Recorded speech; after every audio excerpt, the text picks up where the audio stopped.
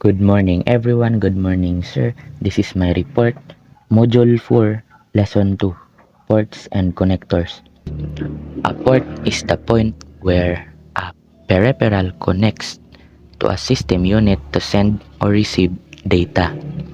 Device such as keyboard, monitor, printer, and mouse, and microphone. Ang port is the hole or slot sa computer where we connect device. Dira nato sa port ginasaksak ang mga device para to send or receive data like monitor, mouse, microphone. Usually need nato og cable unless wireless like mouse or keyboard.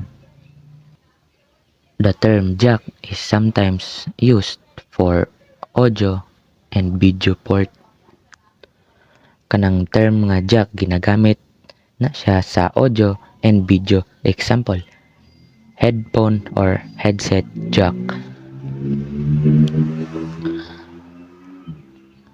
A connector is the end of a plug, jack, or cord that fits into a port which has holes or slots designed to match it.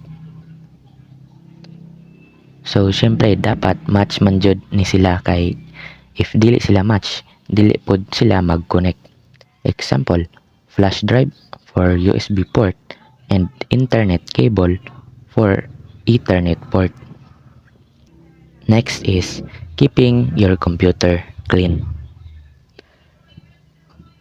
Over time, dust collects inside the system unit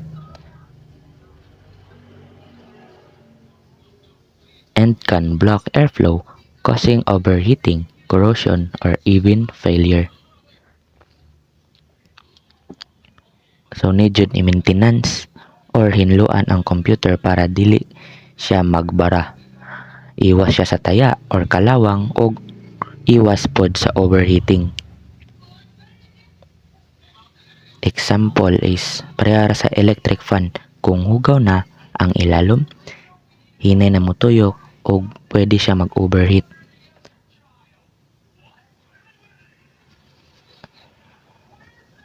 By the way, ang system unit di ay kay kadtong murag cover or kadtong rectangle nga box nga sudlanan sa mga motherboard o mga pyesa. Bisan daw 1 or 2 years lang nga manghinlo ka sa imong computer, makatabang na siya para mas magdugay or mas ma-extend ang life sa inyong gadget.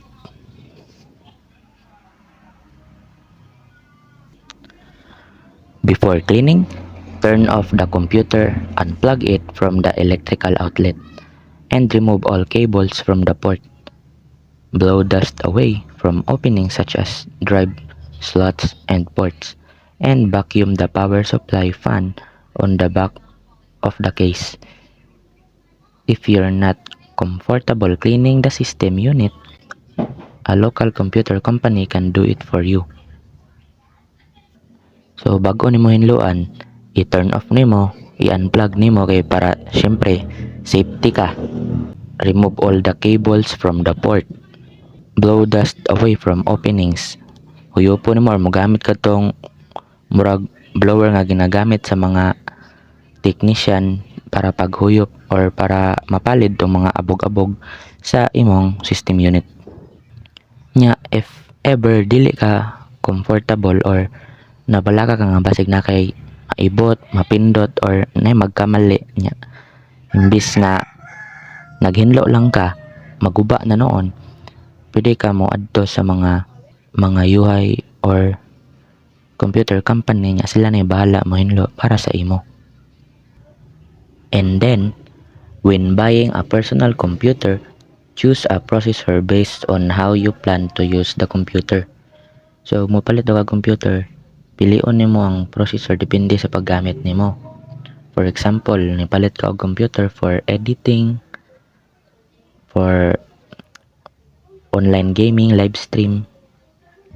Upgrading the processor can improve performance, but it must be compatible with the motherboard.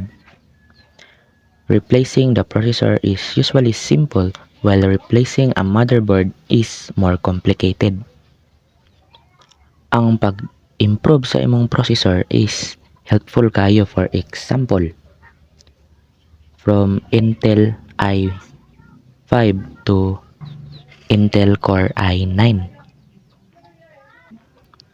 Kay if mag-enhance or mag-upgrade ka, mas makaya sa imong computer ang mga 4K HD nga quality or ang mga bugat nga application. Ang pag-replace daw sa processor is dali lang daw, pero ang pag-replace sa motherboard ang mas lisod. So dapat compatible sila. Ang processor day guys is kanang murag mo na siyang brain sa computer. And if the processor is not compatible, the computer will not work. Di siya mogana kay dili man sila compatible. That's all guys. That's all sir. Thank you very much.